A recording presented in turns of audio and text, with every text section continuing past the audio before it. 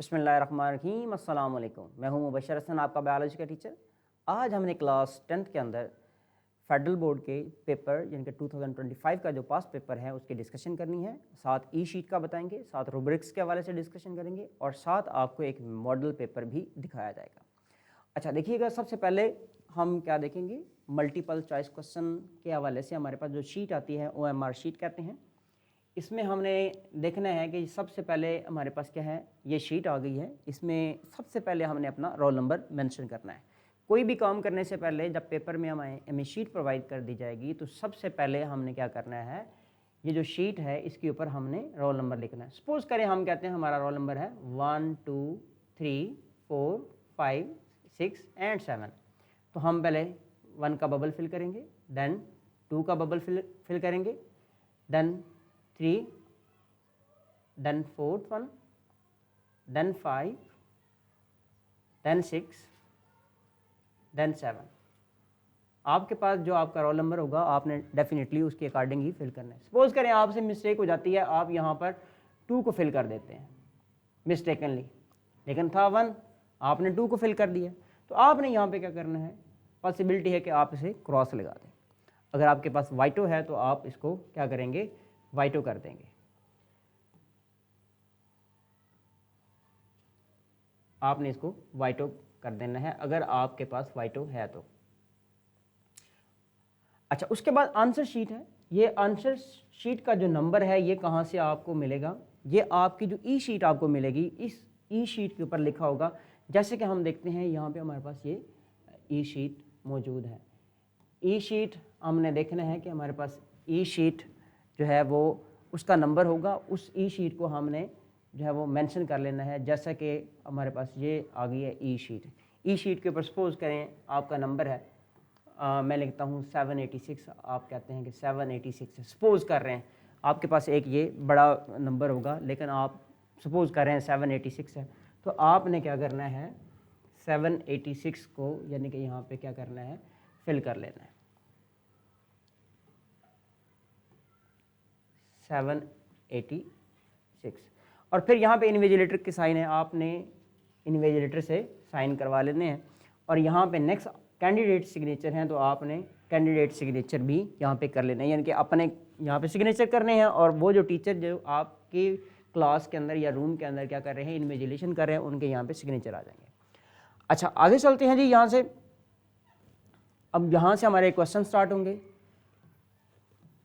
इसमें question number हमारा 1 आ जाएगा सबसे पहले, जो कि मल्टीपल चॉइस क्वेश्चन है। क्वेश्चन नंबर 1 का जो पार्ट 1 है वो हम देखते हैं क्या है, the part of respiratory system where gaseous exchange occur is known as. Respiratory system का वो पार्ट जहाँ पर गैसियस एक्सचेंज होता है वो क्या होता है, ट्रेकिया है, ब्रोंकाई है, ब्रोंक्यूल है या एल्वुलाई है। हमारा आंसर यहाँ पर एल्वुलाई है। अगर हमारा आंसर यहाँ पे एल्वुलाई यानी कि ऑप्शन डी है तो हम देखेंगे इसको, यहाँ से सर्च करेंगे अल्फ़ा बीटा चार्ली डेल्टा में, तो यहाँ पे डेल्टा को हम क्या कर देंगे, फिल कर देंगे। नेक्स्ट चलते हैं जी, क्वेश्चन नंबर 2 है, resins are secreted by. Resins जो है वो कहाँ से प्रोड्यूस होते हैं, रबर प्लांट, पाइन्स, कीकर, लेडी फिंगर। तो यहाँ पे हमने देखना है रेजन जो है वो कौन से प्लांट सेक्रीट करते हैं, उनको क्या बोलते हैं हम, पाइन्स कहते हैं। Option beta is correct. आप देखिएगा यहाँ पे हमने पाइन्स का ऑप्शन यानी कि बीटा करेक्ट लगाया है।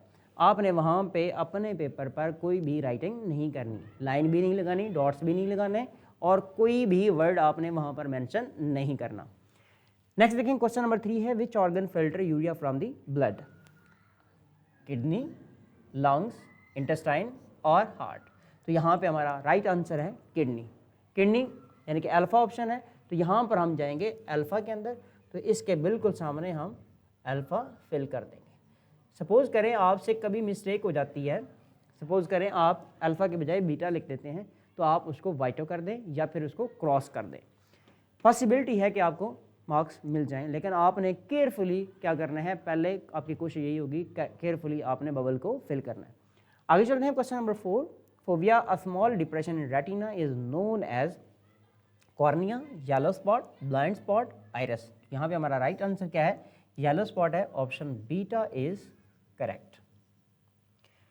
आगे चलते हैं, क्वेश्चन नंबर 5 है। क्वेश्चन नंबर 5 में हमने देखना है which is the part of appendicular skeleton. Appendicular skeleton का पार्ट कौन सा है? Skull, sternum, rib cage, pelvic girdle. तो हमारा यहाँ पे जो अल्फा, बीटा और चार्ली है ये अपेंडिकुलर स्केलेटन में नहीं आता, ये एक्सियल स्केलेटन में आते हैं। तो अपेंडिकुलर स्केलेटन के अंदर पेल्विक गर्डल है, तो यहाँ पे हम क्या लगाएंगे? पेल्विक गर्डल लगाएंगे।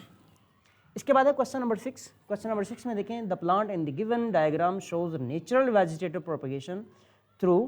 अब ये हमें एक प्लांट का एक पार्ट नज़र आ रहा है जो वेजिटेटिव प्रोपगेशन करता है। तो हमने देखना है ये क्या है। क्या ये शक्कर है?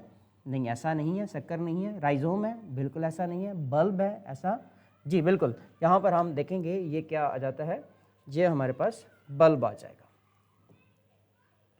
हमारा यहाँ पे राइट आंसर क्या है? वो है बल्ब, और कॉलम बी नहीं है। तो आंसर यहाँ पे हमारा क्या है? Charlie is correct. तो यहाँ पे हम चार्ली में देखेंगे और बबल को फिल कर देंगे। नेक्स्ट चलते हैं, क्वेश्चन नंबर 7 है, during germination shoot originate from. जब सीड की जर्मिनेशन होती है तो हम देखते हैं शूट कहाँ से ओरिजिनेट होती है। तो हम देखेंगे क्या रेडिकल से? ऐसा नहीं है। प्लोम्यूल से? जी बिल्कुल, हम देखेंगे प्लोम्यूल से जो है वो क्या डेवलप होती है? शूट। कार्टिलेडन से, एंडोस्पर्म से नहीं। तो हमारा आंसर है बीटा, यानी कि यहाँ पे हम क्या लगा देंगे? बीटा को फिल कर देंगे। अच्छा, नेक्स्ट चलते हैं, क्वेश्चन नंबर हमारा 8 है। क्वेश्चन नंबर 8 को हम देखते हैं क्या है जी।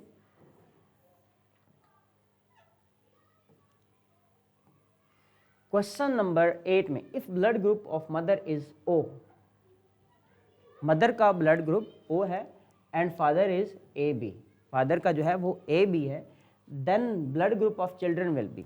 इसके लिए सोल्यूशन है, आपने क्या देखना है, यहाँ पर देखें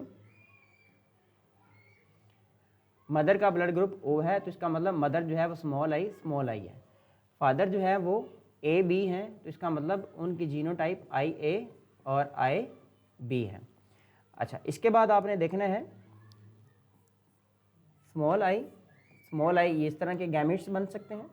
इनके गैमेट्स IA और IB डेवलप होंगे। अब हम देखते हैं कि अगर स्मॉल आई का IA के साथ क्रॉस होता है तो क्या डेवलप होगा? ये ब्लड ग्रुप A डेवलप होगा। इस तरह ये स्मॉल आई इस IB से क्रॉस होता है तो IB स्मॉल आई यानी कि इसका ब्लड ग्रुप B होगा। तो जाहिर सी बात है इसके लिए भी पॉसिबिलिटी सेम होगी। तो इसका मतलब है इनके जो ब्लड ग्रुप होंगे या तो A होंगे या इनके B होंगे। तो इसका मतलब है यहाँ पे हम आंसर हमारा क्या होगा? AB ओनली, ऐसा नहीं है, AB नहीं हो सकता, A और B, O ओनली ऐसा नहीं हो सकता, O हो ही नहीं सकता। तो इसका मतलब हमारा आंसर क्या होगा? Beta is correct. आगे चलते हैं, all of these are endoparasite accept.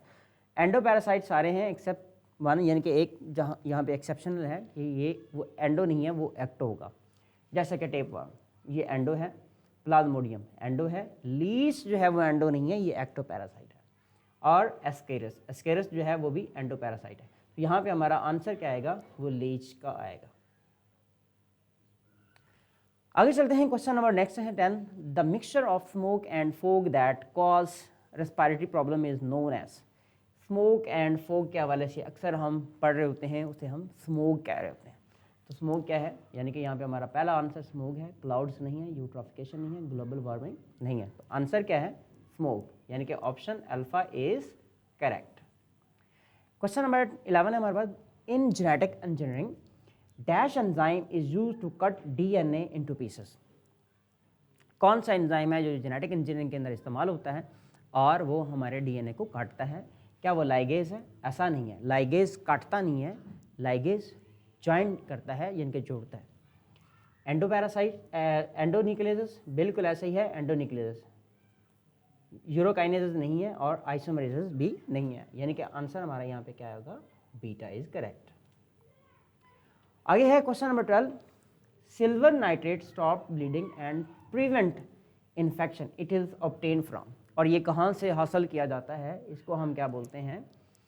क्या मिनरल से हासिल होता है? ऐसा नहीं है। फंजाई से हासिल होता है? ऐसा नहीं है। प्लांट से हासिल होता है? ऐसा नहीं है। हासिल किससे होगा? बैक्टीरिया से। Option delta is correct. मैं आपको अगेन से बता रहा हूँ कि मैंने यहाँ पे सर्कल किए, क्रॉस और टिक लगाया है। आपने अपने पेपर पे टिक क्रॉस नहीं लगाना और ना ही सर्कल करना है, ना ही अंडरलाइन करना है, ना ही इवन के एक डॉट लगाना है। तो ये हैं हमारे मल्टीपल चॉइस क्वेश्चन थे। अब हम चलते हैं अपने नेक्स्ट क्वेश्चन की तरफ जो कि शॉर्ट क्वेश्चन हैं। अच्छा, अब ये आपके पास पेपर आ गया है, ये सब्जेक्टिव पेपर है।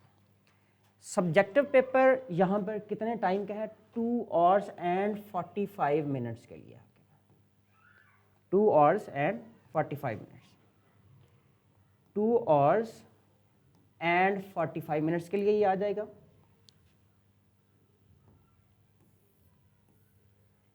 और इसके अगर आप देखें तो मार्क्स कितने हैं? 53 मार्क्स हैं। 53 मार्क्स बी एंड सी, यानी कि आपके पास 2 पार्ट्स आएंगे यहाँ पे B and C.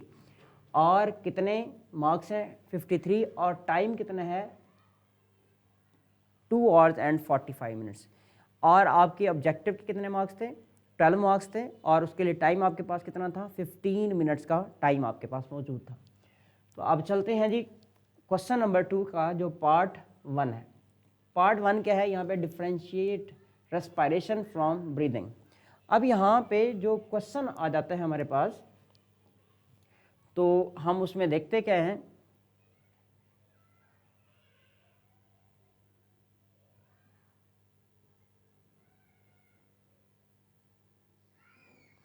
Differentiate respiration from breathing. अच्छा, अब ये जो डिफरेंस का क्वेश्चन होता है या कंपैरिजन का होता है या डिस्टिंग्विश का होता है, तो इसमें हमने लाइन लगा के लिखना होता है। अब ज़रा गौर करें, यहाँ पे आपके पास 2 क्वेश्चन आ रहे हैं। एक क्वेश्चन ये है, एक क्वेश्चन ये है, ये 2 क्वेश्चन हैं। अब इसके दरमियान में ऑप्शन है कि आप ये सॉल्व करें या ये सॉल्व करें, यानी कि इस क्वेश्चन में आपके पास क्या है? 100% चॉइस आ रही है कि आप ये क्वेश्चन सॉल्व करें या फिर ये क्वेश्चन सॉल्व करें। इसी तरह आपके पास 11 क्वेश्चन आएंगे, हर एक के अंदर ऑप्शन होगा कि आपने कौन सा अटैम्प्ट करना है यहाँ पर, यानी कि आप ये अटैम्प्ट करेंगे या फिर ये अटैम्प्ट करेंगे।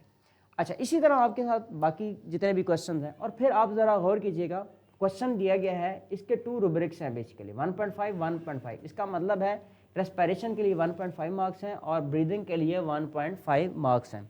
1.5 हैं तो इसका मतलब है इसके लिए एटलीस्ट आपने 3 पॉइंट्स लिखने हैं। इसका मतलब है हर एक पॉइंट के आपके पास 0.5 मार्क्स होते हैं। तो हम देखते हैं। और दूसरा क्वेश्चन है, how is internal fertilization different from external fertilization. आप देखें यहाँ पे अगेन से डिफरेंट की बात आ गई, तो यानी कि फिर ये डिफरेंस का क्वेश्चन है। और इसके लिए भी कितने रूब्रिक्स हैं? 2 रूब्रिक्स हैं, 1.5 एंड 1.5। अच्छा, डेफिनेटली 1.5 है, तो यहाँ पे हमने क्या देखना है कि ये क्या करता है, इसमें भी 0.5 प्लस 0.5 प्लस 0.5, यानी कि आपने इस तरह से 3 पॉइंट्स एटलीस्ट लिखने हैं, जो कि हेडिंग्स बना के आप लिखें तो ज़्यादा बेहतर होता है, ताकि आपको 1.5 मार्क्स मिल जाएं। नेक्स्ट इसी तरह 1.5 के हवाले से भी है। अच्छा, 2 क्वेश्चन है। इसी तरह हमारे पास 11 क्वेश्चन है। 11 के लिए हर एक के लिए क्या आएगा? पार्ट्स आ जाएंगे। तो हमने इसमें से एक साइड जो है वो आपके लिए सोल्यूशन रखा है, जिसमें हमने ऑलमोस्ट रूब्रिक्स यहाँ पे डेवलप किए हैं और उनको ब्रीफली जो है वो डिस्क्राइब किया। ब्रीफली डिस्क्राइब किया, आपने उसी को जो है वो उसकी डिस्क्रिप्शन देनी है, उसको एक्सप्लेन करना होता है। चलते हैं जी हम क्वेश्चन की तरफ, इसके सोल्यूशन की तरफ। अच्छा, यहाँ पे आपके पास ये क्वेश्चन सारे दिए गए हैं, मल्टीपल चॉइस क्वेश्चन, यानी कि जो हमारी OMR शीट थी उसका जो ऑब्जेक्टिव पार्ट था, ये सारे क्वेश्चन दिए गए हैं जिनको हमने ऑलरेडी सॉल्व कर लिया है। तो हम चलेंगे किसकी तरफ? अपने पेपर के सॉल्यूशन की जानिब आते हैं।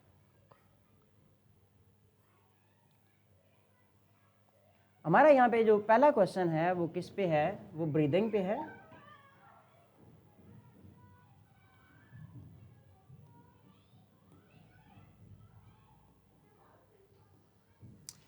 चलें जी, देखते हैं जी ब्रीदिंग एंड रेस्पिरेशन में डिफरेंस हमने यहाँ पे वाजे करना है। ब्रीदिंग और रेस्पिरेशन में क्या क्या डिफरेंसेस है। मैंने आपको बताया है कि 1.5 के लिए ये है और 1.5 के लिए आपके पास ये है। तो यहाँ पे हमने एटलीस्ट 3 पॉइंट्स लिखने हैं। तो पहली बात है, it is a physical process of inhaling and exhaling. Inhale में यानी कि हम एयर को इनसाइड लेके जा रहे हैं और एक्सहेल के अंदर हम एयर आउटसाइड लेके जा रहे हैं। अच्छा, it is a chemical process, ये क्या है हमारा एक केमिकल प्रोसेस है रेस्पिरेशन।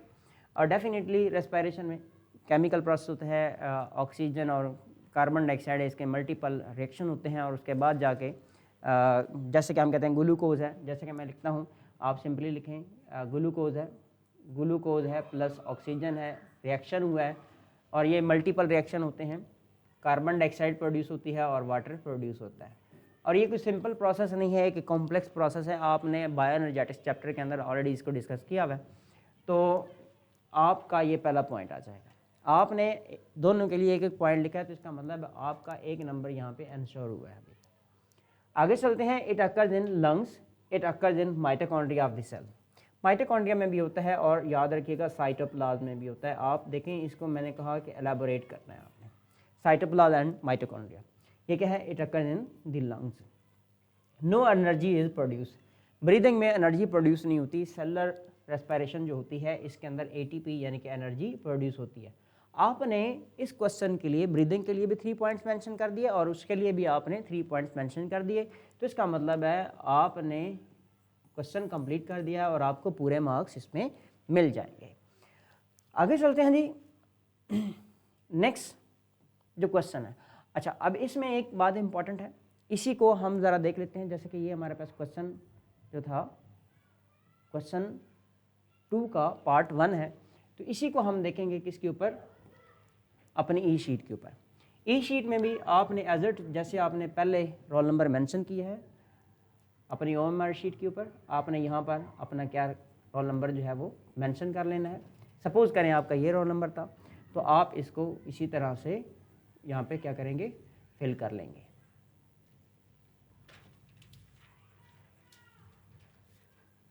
मैं अगेन से बता रहा हूँ, सपोज़ करें आपको कहीं मिस्टेक हो गई है इसमें, तो आप उसको क्या करेंगे? क्रॉस कर लें या उसको वाइटो कर लें और अपने जो इन्विजिलेटर हैं उनसे आपने डिस्कशन कर लेनी है। अच्छा, name of examination, that is very important. आपने नेम ऑफ एग्जामिनेशन में क्या लिखना है? आप चूँकि फर्स्ट टाइम पेपर दे रहे हैं तो आपने इसको लिखना है first annual examination, first annual. आप अगर सप्लीमेंट्री में दे रहे हैं तो उसको सेकंड एनुअल लिखते हैं, लेकिन आप फाइनल पेपर जब दे रहे हैं, पहली दफ़ा दे रहे हैं, तो वो क्या है? वो फर्स्ट एनुअल एग्जामिनेशन होगा। सब्जेक्ट डेफिनेटली आपका बायो का पेपर है, तो आप क्या मेंशन करेंगे? यहाँ पे बायोलॉजी मेंशन कर देंगे। फिर डेट, सपोज करें आज पेपर हो रहा है तो आज की डेट आप मेंशन कर देंगे।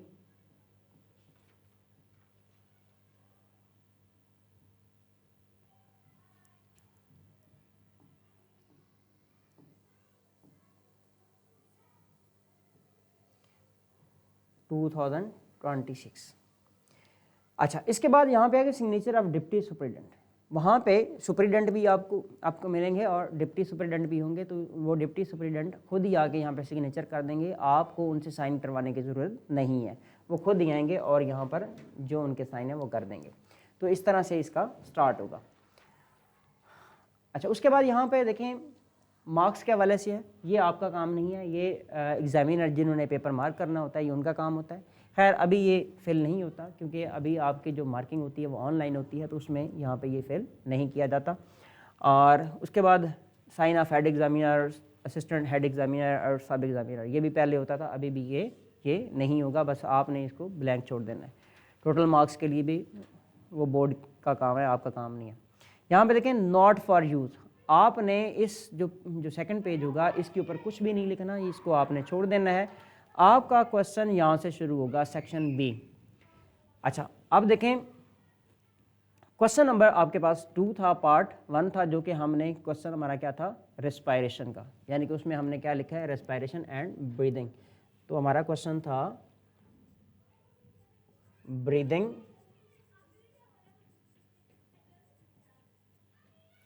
और यहाँ पे हम लिखेंगे respiration, breathing and respiration, breathing and respiration. आपका ये क्वेश्चन इस तरह से आपने लिखना है।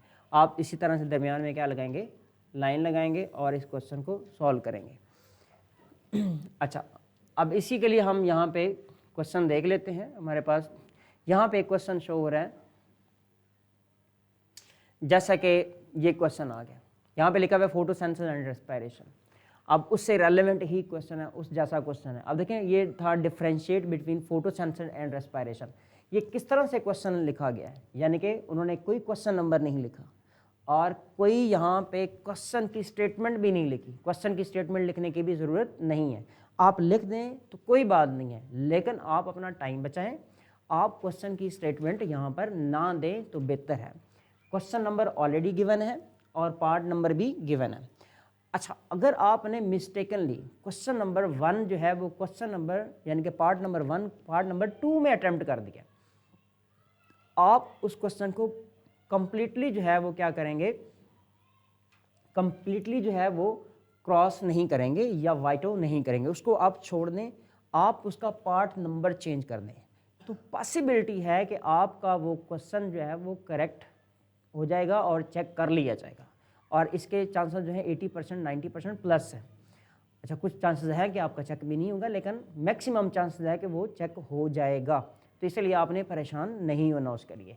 लेकिन ये नहीं है कि आपने 1 क्वेश्चन था 2 की जगह आपने उसको राइट कर दिया है, तो आपने परेशान नहीं होना कि आप उसको पूरा वाइटो कर दें और अगेन उसके ऊपर लिखें। वो आपका एक पेपर का जो पैटर्न है, यानी कि आपकी खूबसूरती है पेपर की, वो ख़राब हो जाएगी, तो इस तरह से आपने उसको नहीं करना।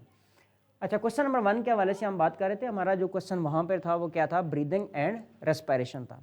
अब देखें ये जो क्वेश्चन मैंने आपको यहाँ पे शो करवाया है, ये क्वेश्चन किस बच्चे का है जो बोर्ड का 2025 में टॉपर बच्चा है बायोलॉजी के अंदर, ये उसका पेपर है। याद रखिएगा, आपने देखें यहाँ पर कितने पॉइंट्स मेंशन किए उसने, 1 पॉइंट है, देन सेकंड, फिर थर्ड, 3 पॉइंट भी होते, मार्क्स पूरे मिल जाते, लेकिन आप चेक करें 4, 5 एंड 6 यानी कि एक क्वेश्चन है डिफरेंस का, उसमें उसने कितने 6 पॉइंट्स लिखे हैं। दरमियान में कितने खूबसूरत अंदाज में लाइन लगाई है और डबल लाइन लगाई है। आप ये लाइन इसी राइटिंग में, ये जो आपके पास जो मार्कर है, इसी से आप जो है वो बोल्ड करके इसको लगा सकते हैं बेहतरीन तरीके से, और स्केल के साथ आपने लगानी है। याद रखिएगा, आपके पास जब पेपर आप सॉल्व कर रहे हो, आपके पास अपना स्केल हो, कट वाला मार्कर हो, आपके पास पॉइंटर हो, और इनकी क्वांटिटी भी आप 2-2 रखें, ताकि उसमें से एक में कोई इशू हो तो आप किसी और से मांगे नहीं, बल्कि आप खुद से ही कंटिन्यू करें। तो आपके पास कंप्लीट जो है वो आपका बॉक्स होना चाहिए। तो ये क्वेश्चन है बोर्ड के टॉपर स्टूडेंट का, तो आपने इसको देख लिया। आगे चलते हैं जी। हमारा जो सेकंड क्वेश्चन है ये क्या है, ज़रा चेक कीजिएगा। Identify the disease of lungs shown in the diagram. इसमें हमारे पास अगर पेपर में देखें तो एक डायग्राम शो की गई है। उस डायग्राम में हम क्या देखते हैं कि एक डिजीज़ है, वो डिजीज़ डेफिनेटली कौन सी है, वो डिजीज़ है एम्फीसीमा। एम्फीसीमा डिजीज़ है, एम्फीसीमा ट्यूबरकुलोसिस इफ शोन, यानी कि एम्फीसीमा, और मतलब इस तरह। अच्छा, सपोज करें वो डिजीज़ हमारे पास एम्फीसीमा है, तो एम्फीसीमा में हमने क्या क्या लिखना है, देखें इसके आप प्रॉपर आपके पास रूब्रिक्स आ जाएंगे। क्या है जी, एटलीस्ट 2 पॉइंट्स, यानी कि आपने इसमें लाजमी हेडिंग्स लिखनी है। एक ज़रा चेक करें क्या है, सिम्टम्स, और दूसरी क्या है, causes. Symptom and causes. Symptoms में आप क्या लिखेंगे, 1.5 1.5, यानी कि सिम्टम्स उसके 1.5 मार्क्स के लिए हैं और कॉजेज़ भी 1.5 के लिए।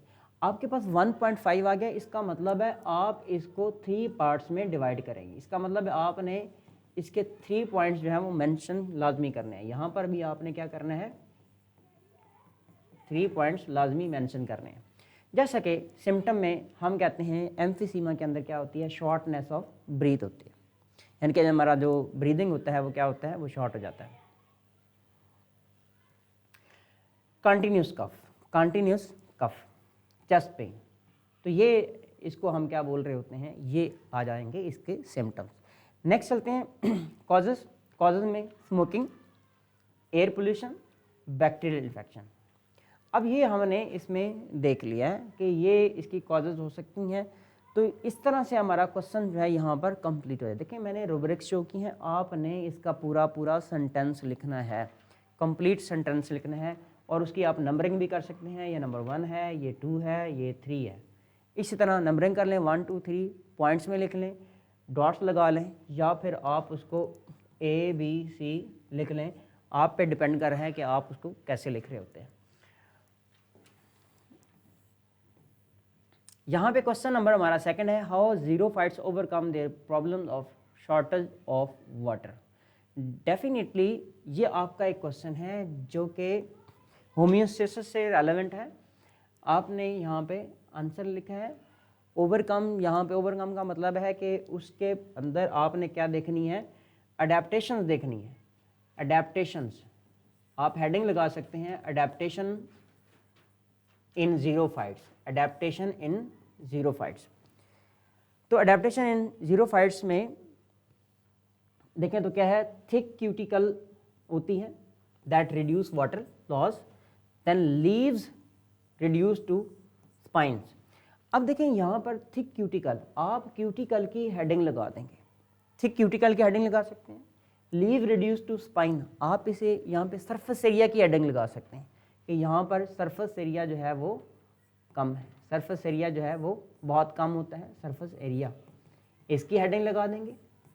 अच्छा, नेक्स्ट आप संकन स्टोमेटा, तो आप स्टोमेटा की पोजीशन लगा देंगे, आप हेडिंग लगा देंगे स्टोमेटा या पोजीशन ऑफ स्टोमेटा और लोकेशन ऑफ स्टोमेटा। फिर है deep root system to absorb water, तो आप हेडिंग लगाएंगे रूट्स की। तो आपने देखा यानी कि 4 हेडिंग्स आपने लगा के इसको कंप्लीट किया है। अगर आप इसको 1 2 3 3 हेडिंग्स लगा के भी कंप्लीट कर लेते तो आपको मार्क्स पूरे मिल सकते हैं, लेकिन आप कोशिश करें 3 से ज़्यादा। बाज़ का ये कि एक हमारी रॉन्ग भी हो सकती है, तो इसलिए हमारे पास एक एक्स्ट्रा ज़रूर लिखी हुई होनी चाहिए एडेप्टेशन। तो ये आपका क्वेश्चन था। इस क्वेश्चन के हवाले से भी कोई हम क्वेश्चन देख लेते हैं। यहाँ पर हमारे पास जो पेपर है इसके अंदर देखें कोई ऐसा क्वेश्चन जिसमें हेडिंग्स बना के लिखा गया है। देखें जी, सपोज करें यहाँ पे क्वेश्चन यहाँ पे दिया गया है लोब्स ऑफ सेरिबेलम के हवाले से। आप देखें उसने लोब्स लिखी हैं, जैसे कभी हम क्वेश्चन में लीव्स, रूट्स, स्टोमेटा की हेडिंग लगा रहे थे, तो यहाँ पे देखें लोब्स लिखी हैं, जैसे कि फ्रंटल लोब है, ऑक्सीपिटल लोब है, टेम्पोरल लोब है। तो फ्रंटल लोब है, उसने उसकी यहाँ पे डिटेल्स लिखी है, उसके फंक्शन लिखे हैं। इसी तरह ऑक्सीपिटल लोब की हेडिंग लगाई है और उसकी एलैबोरेशन की है, टेम्पोरल लोब की हेडिंग लगाई है और एलैबोरेशन करी है। इसी तरह हम क्या कर सकते हैं, जो हमारे पास क्वेश्चन आ गया है इसमें हमने क्या करना है, क्वेश्चन नंबर लिखने की ज़रूरत नहीं है। हम क्या करेंगे,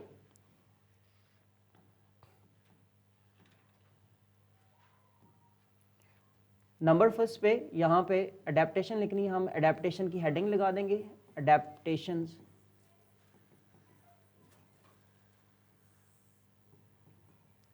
अडेप्टेशन की हेडिंग आ जाएगी। तो नंबर फर्स्ट अडेप्टेशन हम यहाँ से स्टार्ट करेंगे। सपोज करें हम कहते हैं रूट्स, रूट्स की हेडिंग लगाई है, अंडरलाइन की है और इसको हमने एलैबोरेट कर लेना है। सेकेंडली हमने किसका लिखना है, जैसे कि लीव्स लिख लें।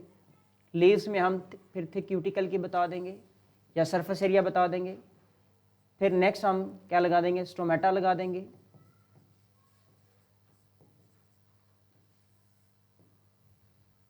फिर नंबर नेक्स्ट आप क्यूटिकल लगा दें या सरफेस एरिया लगा दें।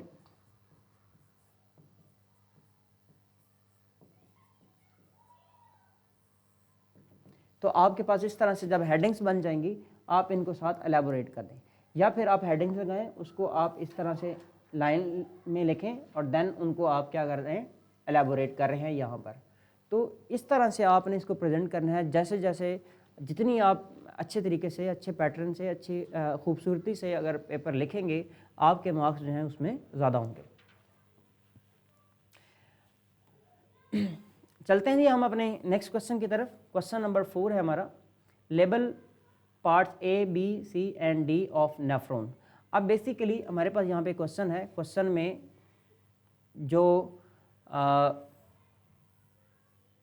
एक डायग्राम दी गई है, उस डायग्राम में मुख्तलिफ पार्ट्स को लेबल करने का हमारा ये क्वेश्चन है, जिसमें हम क्या करेंगे, A, B, C, D को लेबल करेंगे और फंक्शन हम जनरल उसका एक फंक्शन लिखेंगे। सपोज करें हमारा जो ऑप्शन A था जहाँ पर, वो क्या है, बोमेंस कैप्सूल है। ऑप्शन जो बी था वो क्या है, ग्लोमेरुलस कैप्सूल है। जो लेबलिंग सी है वो लूप ऑफ हिनले है, और डी है वो क्या है, कलेक्टिंग डक्ट है। ठीक है, अब हम देखें तो ये सारी लेबलिंग हमने यहाँ पे करेक्ट कर दी है। लेबलिंग देखें 4 है, तो हर एक के लिए कितने मार्क्स हैं, 0.5 0.5 0.5 0.5। देन फंक्शन है, फंक्शन आ जाएगा इसका कलेक्टिवली, तो इसके लिए कितने नंबर होंगे हमारे पास, 1 नंबर होगा filter blood and form urine. Filter क्या करता है, किडनी जो नेफ्रॉन है क्या करता है, ब्लड को फिल्टर करता है और यूरिन बनाता है। तो यहाँ पे हमारे क्वेश्चन में 2 + 1 = 3, तो 3/3 मार्क्स हमें मिल जाएंगे। लेकिन हमने रूब्रिक्स का ख्याल रखना। सपोज करें हमने एक रूब्रिक में से एक जो वहाँ पे लेबल था उसको इनकरेक्ट लिखा है, तो हमारा 0.5 नंबर जो है वो कट जाएगा। इसी तरह एक और हमने नहीं लिखा तो 0.5, देन हमने रॉन्ग लिख दी है तो तब भी डेफिनेटली क्या होगा, 0.5 हमारे मार्क्स जो हैं वो डिटेक्ट हो जाएंगे। आगे चलते हैं जी, क्वेश्चन नंबर हमारे पास 5 है। Briefly explain transcription translation. अब देखिए क्वेश्चन यहाँ पे डिफरेंस का नहीं है, यहाँ पे एक्सप्लेनेशन का है, डिस्क्रिप्शन का है। आपने जब इसको एक्सप्लेन करना है तो अब आपको डिफरेंस में लिखने की ज़रूरत नहीं है, लेकिन आप लिख सकते हैं, फिर भी आपको ये लिखने में कोई मसला नहीं है। जैसा कि मैं यहाँ पर आपको शो करवाता हूँ, ये हमारे पास आ गया है जी, क्वेश्चन नंबर 5 है। हम चलते हैं किसकी जानब, क्वेश्चन हमारे पास ट्रांसक्रिप्शन या ट्रांसलेशन के हवाले से यहाँ पर आ गया है। तो देखें ज़रा गौर कीजिएगा, आपने ये जो क्वेश्चन आपके पास मौजूद है इसको आप ऐसे भी लिख सकते हैं, यानी कि डिफरेंस में भी आप लिख सकते हैं, जैसे ये डिफरेंस बना हुआ है यहाँ पे। अगर आप चाहें तो इनको इस तरह से भी लिख सकते हैं, पहले आप ट्रांसक्रिप्शन लिखें फिर ट्रांसलेशन लिखें। यहाँ पर इस तरह से हेडिंग बना के इसको लिख सकते हैं। ये मुख्तलिफ क्वेश्चंस के हवाले से आपके पास मतलब यहाँ पे डिस्क्रिप्शन आ जाती है।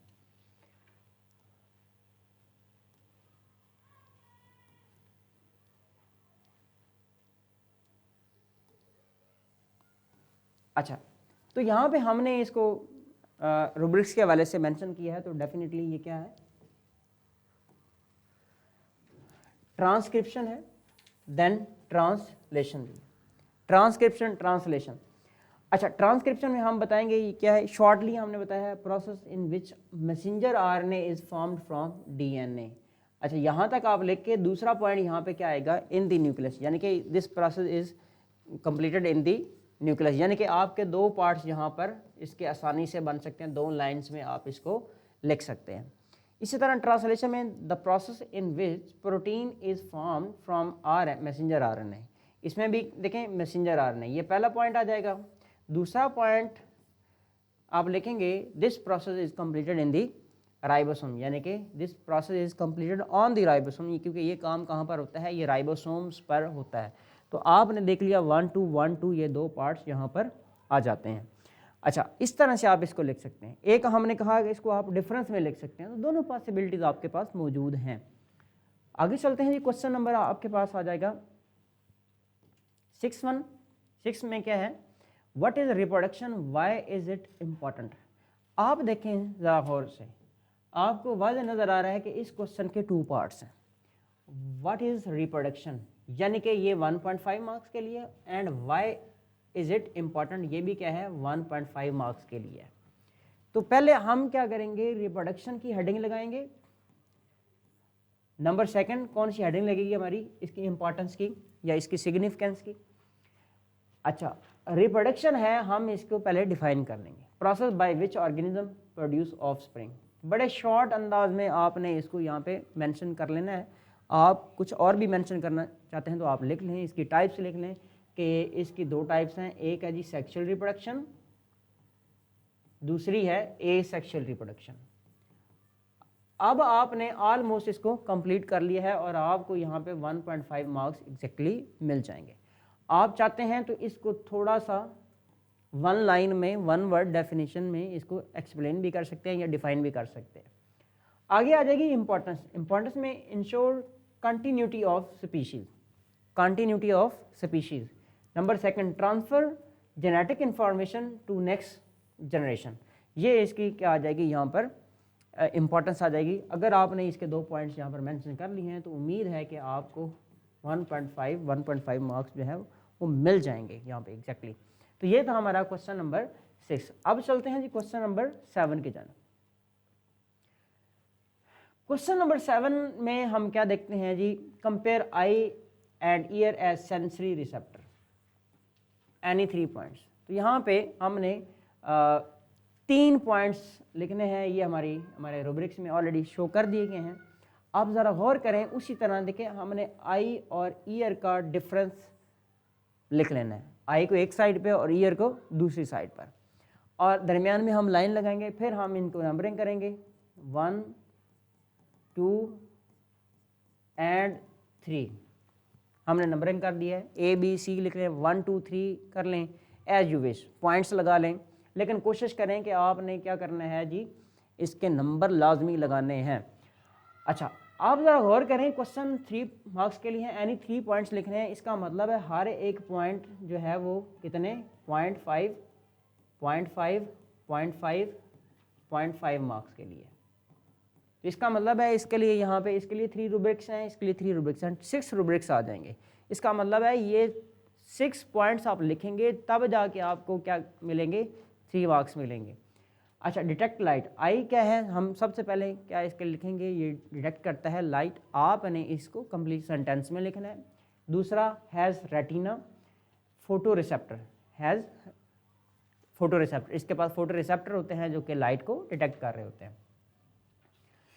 अच्छा, यहाँ पे ईयर के लिए लिखेंगे डिटेक्ट साउंड, ये साउंड को डिटेक्ट करते हैं। फिर हम लिखेंगे हैज़ कॉक्लिया मैकेनो रिसेप्टर। आपकी बुक में अगर देखें तो इसके मल्टीपल पॉइंट्स लिखे हुए हैं, तो हम यहाँ पर क्या करेंगे, इसके एनी 3 पॉइंट्स जो है वो मेंशन कर रहे हैं। यानी कि बेसिकली यहाँ पे आपको बताया जा रहा है कि पास पेपर में ये क्वेश्चन था और इसके ये रूब्रिक्स थे, आपने ऐसे लिखना है तो आपने पूरे मार्क्स ले लेने हैं। तो इस तरह से आप ये पॉइंट लिखेंगे तो आपको मार्क्स। अच्छा, आप देखें कोई एक पॉइंट मिसिंग है तो आपके 0.5 मार्क्स जो हैं वो कटते जाएंगे, 0.5 मार्क्स जो हैं वो कटते जाएंगे हर एक रूब्रिक के साथ, एक रूब्रिक के साथ आपके बढ़ते जाएंगे। तो मैक्सिमम 3 मार्क्स हैं और मिनिमम 0 मार्क्स हैं। तो ये हमारा क्वेश्चन था। आगे चलते हैं जी, क्वेश्चन नेक्स्ट है, how does adrenaline help body in emergency situation. Emergency situation के अंदर हमारा एक हार्मोन रिलीज होता है जिसको हम कहते हैं एड्रेनालिन। एमरजेंसी सिचुएशन में हमने एक फार्मूला लिखा था 3F का, आपको यकीनन याद होगा, हमारे लेक्चर के अंदर मौजूद है। 3F मतलब फाइट, फ्लाइट और फ्राइट। फाइट यानी कि लड़ना है, फाइट भागना है, फ्राइट जब डर जाता है इंसान। तो इसमें हम देखेंगे तो एड्रेनालिन हमें कैसे हेल्प कर रहा होता है। तो आपने कम अज़ कम यहाँ पे 3 पॉइंट्स लाजमी लिखने हैं, 1 2 3, और यहाँ पे एक्स्ट्रा एक 4 पॉइंट भी आपको दिया गया। इंक्रीज हार्ट रेट, ये हार्ट रेट को इंक्रीज कर देता है, जो कि हार्ट बीट हमारी नॉर्मल होती है उससे ये फास्ट करता है, ब्रीदिंग जो है फास्ट हो जाती है ताकि हम मैक्सिमम जो है वो ऑक्सीजन इनटेक कर सकें। Increase breathing rate, heart rate भी बढ़ता है और ब्रीदिंग रेट भी बढ़ता है। ब्रीदिंग रेट में हम मैक्सिमम एयर को इनटेक कर रहे होते हैं, ऑक्सीजन ले रहे होते हैं, और हार्ट रेट मैक्सिमम बढ़ रहा होता है ताकि टिश्यूज़ को मैक्सिमम ब्लड में न्यूट्रॉन और ऑक्सीजन को प्रोवाइड किया जाए। रेज ब्लड प्रेशर, हमारा ब्लड प्रेशर जो है इसमें इंक्रीज कर दिया जाता है ताकि हमारा ब्लड फ्लो ज़्यादा से ज़्यादा हो। प्रिपेयर्स बॉडी फॉर फाइट और फ्लाइट, हमारी बॉडी को फाइट और फ्लाइट के लिए क्या किया जाता है, प्रिपेयर कर लिया जाता है। तो ये आपके पास 4 पॉइंट्स आ गए। तो आपने 3 पॉइंट्स में लिख रहे हैं तो आपको 3/3 मार्क्स यहाँ पर मिल जाएंगे। आगे चलते हैं, just 3 measures to control water pollution. आपके पास क्वेश्चन नंबर 9 है। क्वेश्चन नंबर 9 में ऑलरेडी बता दिया है उसने, जस्ट 3 मेजर्स। आपने यहाँ पे प्रिवेंटिव मेजर बतानी है या प्रिकॉशनरी मेजरमेंट बतानी है इस क्वेश्चन में, कि वो कौन सी मेजरमेंट हैं जो कि क्या करती हैं, वाटर पोल्यूशन को कंट्रोल कर रही होती है। अच्छा, आपके पास देखें, आपने 1 2 3 पॉइंट्स हैं, 3 पॉइंट्स हैं, 3 पॉइंट्स की आप हेडिंग बना लें, आप और उसको एक्सप्लेन कर दें अपनी ई शीट के ऊपर। ट्रीट सीवेज बिफोर डिस्चार्ज, तो यहाँ पे इसका ट्रीटमेंट की हेडिंग लगा लें। कंट्रोल इंडस्ट्रियल वेस्ट, कंट्रोल की हेडिंग लगा लें। Avoid throwing garbage into water bodies, garbage की हेडिंग लगा दें। तो आपने हेडिंग लगा देनी है, इसमें से कोई एक बेहतरीन जो वर्ड आपको लग रहा है उसकी आप हेडिंग जो है वो बनाएंगे और उसके बाद उसको एलेबोरेट कर देंगे 1 से 2 लाइन्स के अंदर। तो इस तरह से 1 नंबर इसका, दूसरा नंबर इसका और तीसरा नंबर इसका। तो आपके इस तरह से 3/3 मार्क्स जो हैं वो आ जाएंगे। क्वेश्चन नंबर 9 है हमारा। क्वेश्चन नंबर 9 में देखिए, what are different sources contributing to variation. Different sources हैं जो कि वेरिएशन में कंट्रीब्यूट हो रहे हैं। आपने देखें ये रूब्रिक्स हैं आपके पास, जैसा कि आपने कम से कम यहाँ पे 3, ये तो 4 भी आप लिख सकते हैं, 5 भी लिख सकते हैं, ठीक है, मल्टीपल है। हमारी बुक में जो लिखे हैं एक म्यूटेशन है, क्रॉसिंग ओवर है और रैंडम फर्टिलाइजेशन। अब आपको तीनों रूब्रिक्स जो है यहाँ पे बता दिए गए हैं। अब आपने देखना है कि होता क्या है कि आपने म्यूटेशन को भी एलेबोरेट करना है, क्रॉसिंग ओवर भी एलेबोरेट करनी है, रैंडम फर्टिलाइजेशन जो है वो उसमें भी आप उसका एलेबोरेट करना है। म्यूटेशन में आप डेफिनेटली बताएंगे कि जो जीन्स होते हैं, डीएनए होता है, उसमें क्या आता है, चेंज आता है और चेंज आने के बाद डेफिनेटली जो इसमें नंबर ऑफ अलील जो है उसमें इजाफा होता है, जेनेटिक मटेरियल चेंज होता है, क्रॉसिंग ओवर में सेगमेंट्स एक्सचेंज होते हैं क्रोमोसोम के, जो मियासिस के अंदर होता है। तो ये क्रॉसिंग ओवर के हवाले से बात है। म्यूटेशन में हम कह सकते हैं नंबर ऑफ न्यूक्लियोटाइड चेंज हो गया, एडिशन ऑफ न्यूक्लियोटाइड होगी, रिमूवल ऑफ न्यूक्लियोटाइड होगी। तो म्यूटेशन आप मल्टीपल टाइप की होती हैं, हार्मफुल भी होती हैं और यूज़फुल भी होती हैं, जिनके एडवांटेजेस भी होते हैं, डिसएडवांटेजेस भी होते हैं, और साथ कुछ ऐसी होती हैं जो कि यूजलेस भी होती हैं। तो मल्टीपल हो सकता है। रैंडम फर्टिलाइजेशन में आपको पता है कि स्पर्म जो है वो मिलियन की तादाद में बनते हैं और एग जो है वो सपोज करें ह्यूमन के हवाले से हम देखें तो वो 1 होता है। अब मिलियन के स्पर्म में से सिर्फ 1 ने आके फर्टिलाइज करना है, तो 1 ज़ाइगोट बनना है।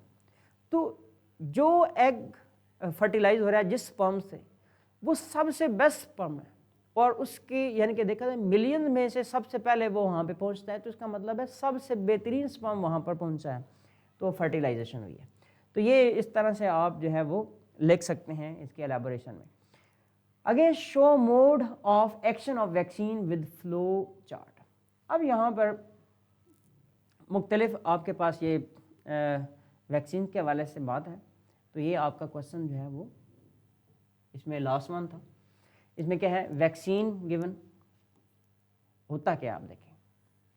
अब इसका आप फ्लो चार्ट बना सकते हैं, यानी कि आपने वैक्सीन लगा दी है, एक शख्स है उसको वैक्सीन लगा दी है। सपोज कर लें आप जैसे पोलियो की वैक्सीन लगाते हैं बच्चों को, आपने सबसे पहले पोलियो की वैक्सीन लगाई है, उसके बाद हुआ क्या है।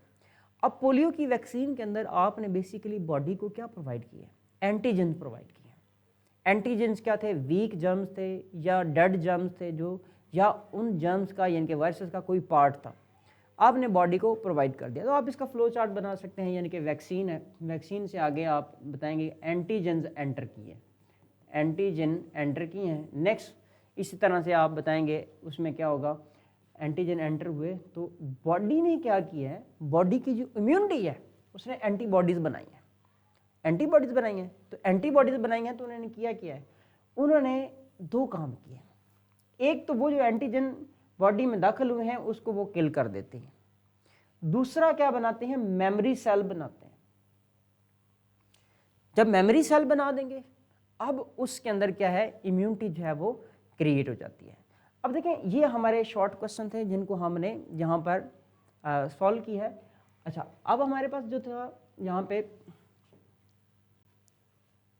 टॉपर स्टूडेंट के जो पेपर्स हैं उनको थोड़ा सा हम देख लेते हैं। जैसे एक क्वेश्चन है वेरिएशन का, इसमें कंटिन्यूस वेरिएशन है, डिसकंटिन्यूस वेरिएशन है।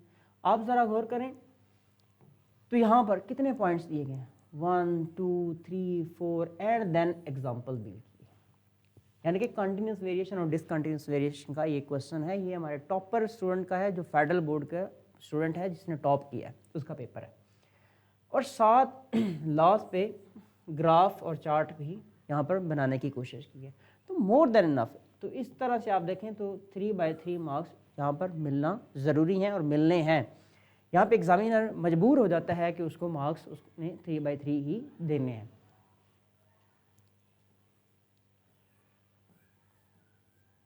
एक क्वेश्चन हमने ये देखा है हार्मोन के हवाले से।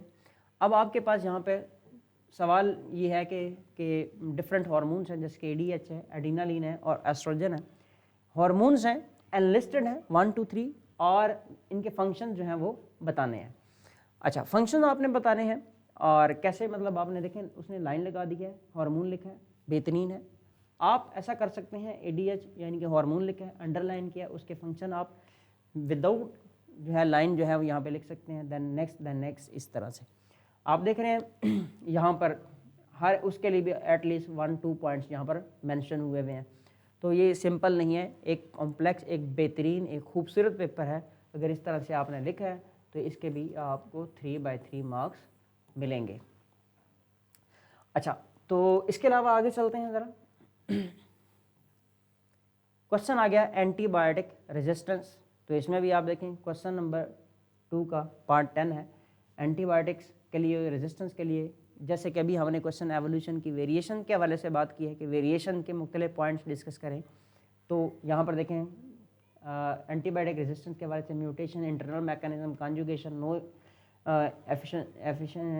एफिकेसी है यहाँ पे, एफिशिएंसी, ओवर यूज यहाँ पे आ गया। तो ये देखो 3 पॉइंट भी लिखते तो मार्क्स पूरे मिल जाते, लेकिन 5 पॉइंट लिखे हैं, स्पेस को कंप्लीट किया है, फिल किया है और उसको यूज़ करते हुए प्रॉपरली अपने पूरे मार्क्स हासिल किए हैं। 3 भी पॉइंट्स आ जाएं बेहतरीन तरीके से लिखें तो एनफ है। यहाँ पे एक क्वेश्चन एंटागोनिज्म के हवाले से है, फ्लेक्शन और एक्सटेंशन के हवाले से। ये भी डिफरेंस है, देखें 1 2 3 4 5 पॉइंट्स एंड देन यहाँ पर एग्जाम्पल भी मेंशन किया है। यानी कि 3 पॉइंट्स और एग्जाम्पल होता तब भी मोर देन एनफ था, 2 पॉइंट्स और एग्जाम्पल होता तब भी एनफ था। वो एक मिनिमम स्टेज है हमारे पास, जो 3 पॉइंट्स 3 मार्क्स के लिए वो मिनिमम स्टेज है। आप 4 लिखें, 5 लिखें, 6 लिखें, कोई मसला नहीं है, लेकिन स्पेस में लिखना है, स्पेस से एक्स्ट्रा आपने नहीं जाना।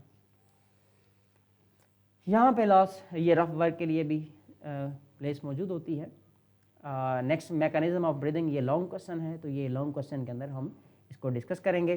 तो ये थे हमारे शॉर्ट क्वेश्चन, और शॉर्ट क्वेश्चन हमारे कंप्लीट होते हैं और इसके बाद हमने स्टार्ट करने हैं लॉन्ग क्वेश्चन।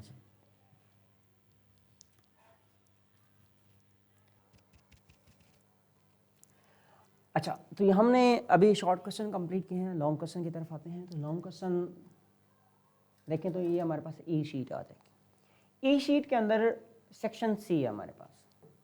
सेक्शन सी में देखें, ये सेक्शन सी आ जाएगा और यहाँ पे हम देखते हैं हमारा क्वेश्चन नंबर 3 स्टार्ट हो जाएगा। अब देखते हैं क्वेश्चन नंबर 3 के लिए हमारे पास पेजेस कितने हैं।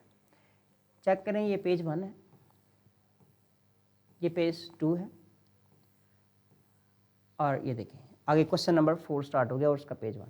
इसका मतलब है लॉन्ग क्वेश्चन के लिए हमारे पास पेज जो है वो 2 पेजेस हैं।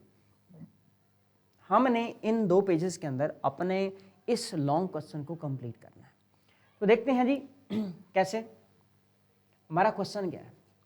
हमारा क्वेश्चन है describe the mechanism of breathing in human, highlight the role of diaphragm and ribs, also compare inspired and expired air, mechanism of breathing. अब 2-3 चीज़ें आ गई, मैकेनिज्म ऑफ ब्रीदिंग आ गया जिसमें हम डायाफ्राम और रिब्स के रोल को डिस्कस करना है। देन हमारे पास इंस्पायर्ड और एक्सपायर्ड जो एयर होती है इसका हमने भी जिक्र करना है, यानी कि वो एयर जो हम इंस्पिरेशन में ले रहे हैं या वो एयर जो हम एक्सपिरेशन में दे रहे हैं उसका भी हमने कंपैरिजन देखना है। तो सबसे पहले देखें इनहेलेशन, यहाँ पर आ जाएगा breathing consist of 2 phases, that is inhalation यानी कि इंस्पिरेशन और इनहेलेशन। अच्छा, सेकंड पे हम इसी तरह से एक्सहेलेशन को। तो इंस्पिरेशन के हवाले से देखें, इसमें डायाफ्राम कॉन्ट्रैक्ट होता है and becomes flat. External intercostal muscle जो हैं वो क्या करते हैं, कॉन्ट्रैक्ट करते हैं। Ribs move upward and outward, volume of chest cavity increases, pressure inside lungs decreases, air rushes into lungs, यानी कि air जो है वो inside of the lungs चली जाए. This process require energy active process. तो इसी तरह दूसरा exhalation में हम लिख लेंगे, diaphragm relaxes and become dome shaped, intercostal muscle relax, ribs move downward and inward, chest cavity volume decreases, pressure inside lungs increases, air is pushed outward of the lungs. अच्छा, आप देखेंगे इसमें दिस प्रोसेस इज पैसिव, इसमें energy require नहीं होती, ये passive process होता है. अब दोनों को आपने देखा है कि 1 2 3 4 5 6 पॉइंट्स आपने मेंशन किए. ये पॉइंट्स आप डिफरेंस के अंदर भी लिख सकते हैं बड़े आसानी से. तो यानी कि आपने यहाँ पर ये लिख लिया. अब देखिए रोल ऑफ डायाफ्राम ऑलरेडी आप देख चुके हैं, यहाँ पर अगेन से हम लिख सकते हैं main muscles of breathing, main muscles of breathing control expansion and contraction of thoracic cavity. Without diaphragm breathing cannot occur. Diaphragm क्या होता है, chest cavity और abdominal cavity में एक skeletal muscle होता है जो कि contract और relax होता है और ये involuntary in action होता है, याद रखिएगा. Role of ribs protect lungs and heart, help increase or decrease chest cavity size, assist in movement of air. यानी कि हमने यहाँ पे रोल ऑफ डायफ्राम भी हमने मेंशन कर लिया. पहले हमने मैकेनिज्म, तो ये क्वेश्चन इस तरह से हमने मेंशन कर रहा है. नेक्स्ट आ जाएगा comparison of inspired and expired air. यहाँ पर देखें इंस्पायर्ड एयर के अंदर आप देखें तो 21% ऑक्सीजन होती है, यहाँ पे देखें 16% ऑफ ऑक्सीजन है, यहाँ पे 0.04% कार्बन डाइऑक्साइड है जो हम इनहेल कर रहे हैं, और एक्सहेल जो कर रहे हैं 4% कार्बन डाइऑक्साइड होती है, यानी कि वो कार्बन डाइऑक्साइड बहुत ज़्यादा सैचुरेटेड है वो. इसी तरह देखें जो इनहेल कर रहे हैं वो है कूलर एयर, और जो हम एक्सपायर कर रहे हैं यानी कि एक्सहेल कर रहे हैं वो वार्मर होती है, उसका टेम्परेचर हमारी बॉडी के टेम्परेचर के अकॉर्डिंग होता है अबाउट 37 डिग्री सेल्सियस. तो ये था हमारा सेकंड लॉन्ग क्वेश्चन. यहाँ पर देखिएगा अगर आप देखें तो यहाँ पे एक लॉन्ग क्वेश्चन आ रहा है इसी तरह से. सबसे पहले देखें, ये देखें हमारा question number 3 mechanism of breathing definition है, देन इनहेलेशन बताई गई है, और फिर रिब केज और muscle, rib cage, diaphragm, volume, pressure, ये सारी बातें बताई गई हैं. एक्सेलेशन बताया गया है, ठीक है. फिर ये नॉर्मल ब्रीदिंग रेट आ जाता है, देन लंग्स के डायग्राम भी बनाई गई है. लेकिन हमारे क्वेश्चन में यहाँ पे इंस्पायर्ड और एक्सपायर्ड एयर की कंपोजिशन भी है, वो भी हमने मेंशन करनी है. यहाँ पे दूसरा क्वेश्चन जो क्वेश्चन नंबर 4 स्टार्ट होता है, लॉ ऑफ सेग्रीगेशन है, उसी तरह डेफिनेशन, देन उसकी एक्सप्लेनेशन आ जाएगी. हमारा क्वेश्चन यहाँ पर देखते हैं वो क्या है.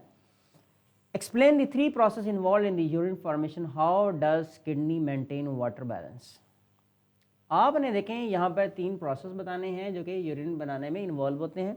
नंबर फर्स्ट पर क्या है, ग्लोमेरुलस फिल्ट्रेशन है. सबसे पहले ग्लोमेरुलस फिल्ट्रेशन होती है. अच्छा, उसके क्या प्रोसेस है, occur in the Bowman capsule. Bowman capsule blood pressure forces water and small molecule into capsule. Then क्या होगा, glucose, salts, urea enter filtrate, यानी कि ग्लूकोज, सॉल्ट और यूरिया जो है ये फिल्ट्रेट में यानी कि एंटर हो जाता है, यानी कि किस में आ जाता है, नेफ्रॉन के अंदर आ जाता है. Protein and blood cells remain in the blood. Protein और ब्लड सेल यानी कि आरबीसीज और डब्ल्यूसीज ये फिल्टर नहीं होते क्योंकि इनका साइज़ बड़ा होता है, वहाँ पे जो पोर्स होते हैं वो छोटे होते हैं, इसलिए फिल्ट्रेशन नहीं होती. तो ये ग्लोमेरुलस फिल्ट्रेशन आ जाएगी. आपने याद रखिएगा ये जितना भी प्रोसेस यानी कि फिल्ट्रेशन का हो जाएगा या जितना भी इसमें प्रोसेस है, आपने नेफ्रॉन के डायग्राम लाजमी बनानी है इसके अंदर. ट्यूबुलर रीअब्जॉर्प्शन है, तो ये सब दूसरा पॉइंट आ जाएगा यहाँ पे, ट्यूबुलर रीअब्जॉर्प्शन. अगर इंपॉर्टेंट आयंस जो हैं वो यहाँ से चले गए हैं तो उनको क्या किया जाएगा, एब्जॉर्ब किया जाएगा. अमाइनो एसिड है, वाटर है, उसके बाद सॉल्ट्स आ जाएंगे, ग्लूकोज है. पॉइंट 3 आ जाएगा ट्यूबुलर सेक्रेशन. ट्यूबुलर सेक्रेशन में हमने क्या लिखना है कि additional waste like hydrogen ion and urea added in the filtrate. वो जो फिल्ट्रेट होता है उसके अंदर यूरिया और डिफरेंट आयन जो है उनको ऐड किया जाता है ताकि यहाँ पर मज़ीद सेक्रेशन या रिमूवल हो सके. यूरिया बेसिकली जो हाइड्रोजन आयंस होते हैं ये बेसिकली पीएच को मेंटेन करने के लिए यहाँ पे रिलीज किए जाते हैं. Urine passes to ureter urinary bladder, then urine बनता है और फिर यूरिनरी ब्लैडर की तरफ भेज दिया जाता है और वहाँ पे स्टोर हो जाता है। Role of kidney in water balance, अब ये भी यहाँ पे हमने मेंशन करना है। अब इसमें दो हार्मोन्स का इन्वॉल्व है, यानी कि एक ADH है और दूसरा एंटी डायूरेटिक हार्मोन है। ADH anti diuretic hormone, basically यहाँ पे डायूरेसिस होता है, यानी कि यूरिन का बनना, उसका एंटी उसको रोकना होता है बेसिकली। ADH उसको बेसिकली क्या कर रहा होता है, रोक रहा होता है, उसको कंसंट्रेटेड कर रहा होता है। When body lacks water, more ADH release, more water is absorbed, less urine is produced. When water is excess, जब पानी ज़्यादा होगा तो फिर क्या होगा, ADH कम बनेगा और रीअब्जॉर्प्शन भी वाटर की लेस होगी और डाइल्यूट यूरिन बनेगा। This process is known as osmoregulation. तो ये हमारा यहाँ पे क्वेश्चन 4 था। देन है question 5, differentiate between nervous and hormonal coordination with advantages and limitation. अब देखें, आप इसको डिफरेंस में भी लिख सकते हैं और इस क्वेश्चन को आप एलेबोरेशन में भी लिख सकते हैं, क्योंकि ये लॉन्ग क्वेश्चन है और इसमें मल्टीपल रूब्रिक्स आपने डिस्कस करने हैं, जैसे कि coordination with advantages and limitation भी आपने लिखनी है। नर्वस कोऑर्डिनेशन क्या है, controlled by nervous system, use electrical impulses, very fast response, और एग्जाम्पल है रिफ्लेक्स एक्शन। जैसा कि एडवांटेज ये है कि ये क्विक एक्शन होता है, स्पेसिफिक टारगेट होता है। लिमिटेशन क्या है, शॉर्ट टर्म इफेक्ट है, can not control long term changes, यानी कि ये शॉर्ट टर्म इफेक्ट होता है। यानी कि ये सारी बातें हमने लॉन्ग क्वेश्चन के लिए लिख ली हैं, किसकी, नर्वस कोऑर्डिनेशन के हवाले से। ये आप डिफरेंस में भी लिख सकते हैं, सेम बातें आप डिफरेंस में भी लिख सकते हैं और बेहतर तरीके से लिख सकते हैं। साथ एलेबोरेशन भी आपने करनी है, पॉइंट सारे आपने वहाँ पे कंप्लीट कर लेने हैं। हार्मोनल कोऑर्डिनेशन में कंट्रोल बाय एंडोक्राइन, ये एंडोक्राइन कंट्रोल कर रहा होता है। Then use chemical hormones involve होते हैं। Slow but long lasting, slow process जरूर होता है लेकिन ये लॉन्ग लास्टिंग भी होता है। Example growth hormone, insulin. Advantage, अब ग्रोथ हार्मोन जो है वो रिलीज होता है और ये थ्रू आउट लाइफ रिलीज होता रहता है और इसका फंक्शन होता रहता है। इंसुलिन भी देखिए बाय बर्थ ये रिलीज हो रहा है और कंट्रोल होता है, थ्रू आउट लाइफ बनता रहता है और काम करता रहता है। Advantages, long term regulation, control growth and development. Limitation, slow response effect, not immediate. Main differences आप यहाँ से अगेन से आप बता रहे हो, इलेक्ट्रिकल सिग्नल होता है, केमिकल सिग्नल होता है, फास्ट है, स्लो है, शॉर्ट ड्यूरेशन है, लॉन्ग ड्यूरेशन है, थ्रू नर्व्स है, थ्रू ब्लड आ गया। क्वेश्चन नंबर हमारा यहाँ पे 6 है, right main components of human skeleton. Human skeleton has 206 bones and divided into 2 main parts. हमारा जो ह्यूमन का जो स्केलेटन सिस्टम है उसमें टोटल 206 बोन्स होती हैं, ये अडल्ट की बात कर रहे हैं। और इसमें एक्सियल स्केलेटन है 80 बोन्स होती हैं और जो अपेंडिकुलर स्केलेटन है उसके अंदर 126 बोन्स होती हैं। अब ये 80 बोन्स कैसे डिवाइडेड हैं हम इसको देख लेते हैं।